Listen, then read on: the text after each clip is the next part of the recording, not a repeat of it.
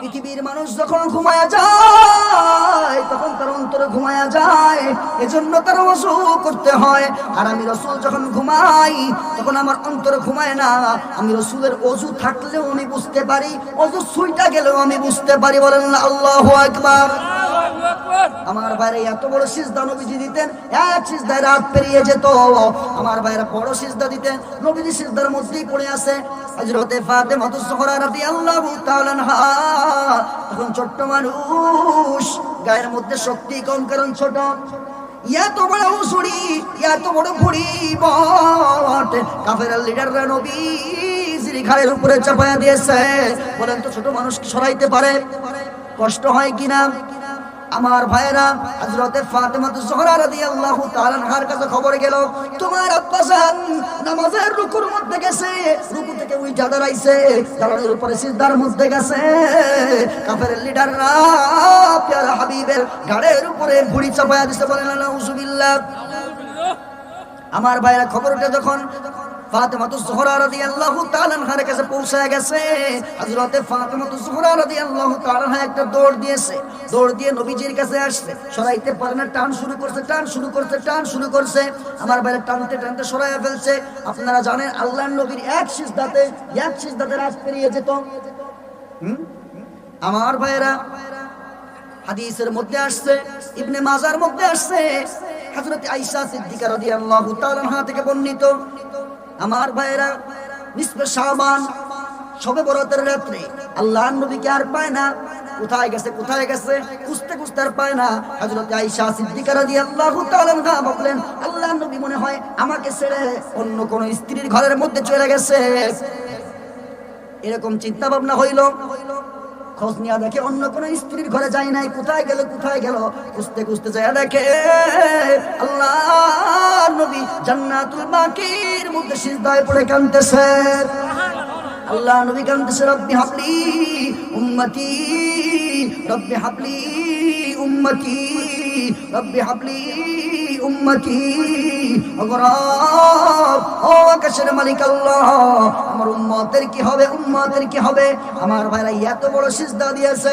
হযরতে আয়েশা সিদ্দিকা রাদিয়াল্লাহু তাআলা আনহা এমন সময় হয়ে গেল সিজদা থেকে আর মাথা উঠায় না। আমার ভাইরা আয়েশা সিদ্দিকা রাদিয়াল্লাহু তাআলা আনহা বর্ণনা করেন, আমি মনে করলাম আমার প্রিয় স্বামী সাইয়্যিদানা হুজুর আকরাম সাল্লাল্লাহু আলাইহি ওয়াসাল্লাম ইন্তেকাল ফরমাইছে। আমার ভাইরা ইন্তেকাল ফরমাইছে।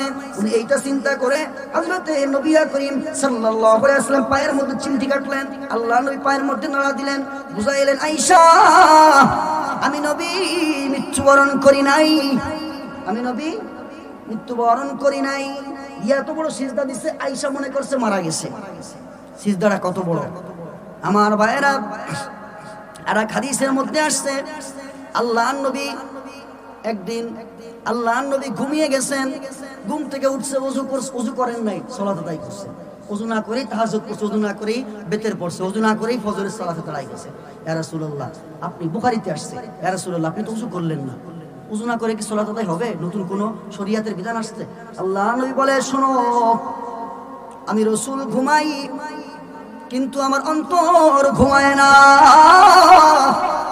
পৃথিবীর মানুষ যখন ঘুমায়া যায় তখন তার অন্তরে ঘুমায়া যায়, এজন্য তার ওযু করতে হয়। আর আমি রাসূল যখন ঘুমাই তখন আমার অন্তরে ঘুমায় না। আমি রাসূলের ওযু থাকলেও আমি বুঝতে পারি, ওযু ছুঁইটা গেলেও আমি বুঝতে পারি। বলেন না আল্লাহু আকবার। আমার বাইরে এত বড় সিজদা নবীজি দিতেন, এক সিজদায় রাত পেরিয়ে যেত। আমার বাইরে বড় সিজদা দিতেন, নবীজি সিজদার মধ্যেই পড়ে আছে। হযরতে ফাতেমা জোহরা রাদিয়াল্লাহু তাআলা আনহা টানতে টানতে আমার বাইরে বটটা সরায়া ফেললেন। আল্লাহর নবী সিজদা থেকে উঠলেন। আল্লাহর নবী যখন কারো জন্য বদদুয়া করতেন শব্দটা 3 বার বলতেন। কয়বার? আল্লাহর নবী যখন গুরুত্বপূর্ণ কথা বলতেন কথাটা একবার বলতেন, আবার বলতেন, মোট 3 বার বলতেন। কারো জন্য বদদুয়া করলেও 3 বার করতেন।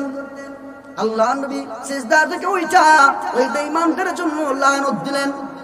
আমার ভাইয়ের হাদিসের মধ্যে আসছে, মুসলিম শরীফের মধ্যে আসছে, আমার ভাইয়ের আল্লাহ নবী যখন বদদুয়া দিলেন, 7 জন ছিল কাফেরের দল। আমার ভাইয়ের হযরতে আমার ভাইয়ের আয়েশা সিদ্দিকা রাদিয়াল্লাহু তাআলা আনহা বলেন, ওই 7 জন কাফের বদরের প্রান্তরে আমার ভাইরা বদরের প্রান্তরে ওদেরকে হত্যা করা হয় এবং বদরের কূপের মধ্যে ওদেরকে টেনে হেঁচড়ে জাহান্নামের মধ্যে ঢুকাই দেওয়া হয়।